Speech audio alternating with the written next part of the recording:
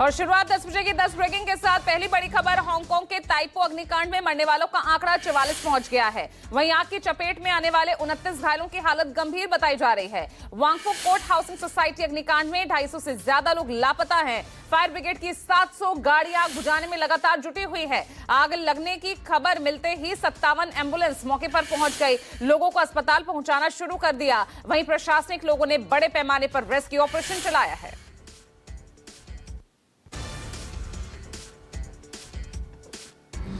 दूसरी ब्रेकिंग, लोकसभा में नेता प्रतिपक्ष राहुल गांधी ने एसआईआर को लेकर सवाल उठाए। राहुल ने एसआईआर प्रक्रिया में लगे बीएलओ की हो रही मौतों को लेकर चुनाव आयोग और सरकार पर हमला बोला। राहुल ने सोशल मीडिया साइट एक्स पर पोस्ट में लिखा, ओबीसी वोटर्स के नाम काटो वरना नौकरी चली जाएगी। राहुल ने लिखा कि दबाव और धमकी का ये नतीजा है कि बीएलओ आखिर में सुसाइड कर लेते हैं। आखिर एसआईआर प्रक्रिया को लेकर ममता बनर्जी का वहीं उनका भी कहना है कि एसआईआर के पीछे सरकार की असली मंशा एनआरसी कराना है।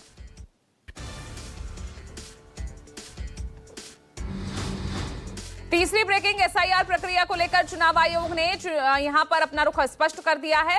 चुनाव आयोग ने एक के बाद एक हो रही बीएलओज की मौतों को लेकर एसआईआर प्रक्रिया से इसे जोड़ने पर सीधा दो टूक इनकार कर दिया। बीते दिनों से चुनाव आयोग पर कुछ राजनीतिक दलों की ओर से सवाल उठाए गए, जिस पर चुनाव आयोग ने जवाब दिया है। उधर बंगाल में चुनाव अधिकारी और बीएलओ की सुरक्षा सुनिश्चित करने को लेकर कोलकाता पुलिस कमिश्नर को पत्र लिखा गया है।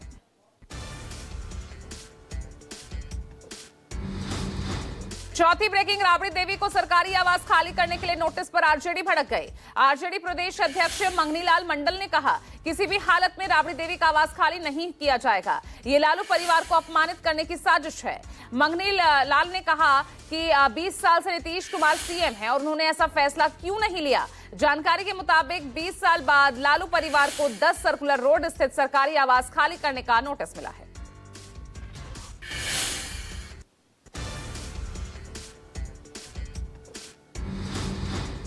पांचवी ब्रेकिंग, भारत को 20 साल बाद मिली कॉमनवेल्थ गेम्स की मेजबानी। स्कॉटलैंड के ग्लासगो में कॉमनवेल्थ स्पोर्ट्स जनरल असेंबली में हुई बैठक में भारत को औपचारिक मंजूरी मिल गई है। यह आयोजन अहमदाबाद में होगा। 2030 की कॉमनवेल्थ बोली में भारत का मुकाबला नाइजीरिया के शहर अबुजा से था। आपको बता दें, भारत ने आखिरी बार 2010 में दिल्ली में कॉमनवेल्थ गेम्स की मेजबानी की थी।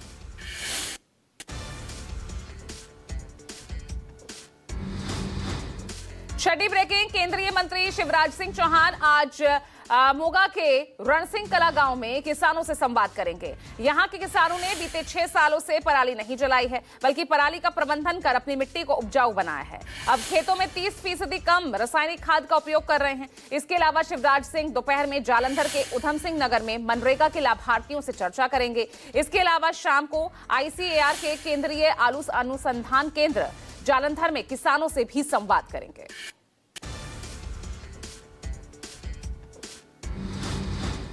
सातवीं ब्रेकिंग, जौनपुर में बड़ा हादसा। बारात में शामिल होने जा रही कार 20 फीट गहरी खाई में गिरी। हादसे में कार में सवार 3 लोगों की मौके पर मौत हो गई, जबकि 2 अन्य रूप से घायल हो गए।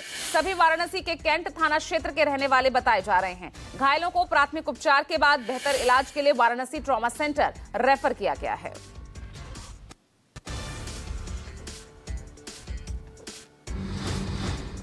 आठवीं ब्रेकिंग, मुंबई के वर्ली सी लिंक पर चलती कार में लगी भीषण आग। बताया जा रहा है कि तेज रफ्तार होंडा कार डिवाइडर से जा टकराई और आग का गोला बन गई। कार पूरी तरह जलकर राख हो गई है। शुरुआती जांच में ब्रेक फेल होने की बात सामने आई। कार में सवार सभी लोग समय रहते सुरक्षित बाहर निकाल लिए गए हैं। फिलहाल कार में सवार सभी लोग सुरक्षित बताए जा रहे हैं।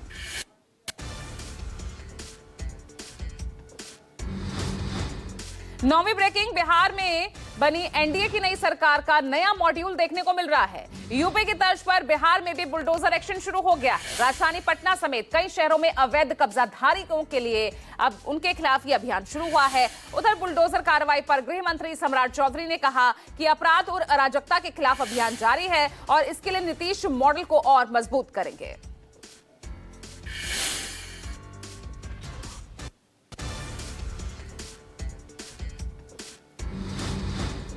10वीं ब्रेकिंग, अमेरिका में व्हाइट हाउस के पास गोलीबारी। 2 नेशनल गार्ड समेत 3 लोग घायल हुए हैं। गोलीबारी की घटना को ट्रंप ने आतंकी हमला करार दिया और कहा कि यह हमला आतंकवाद कृत्य था।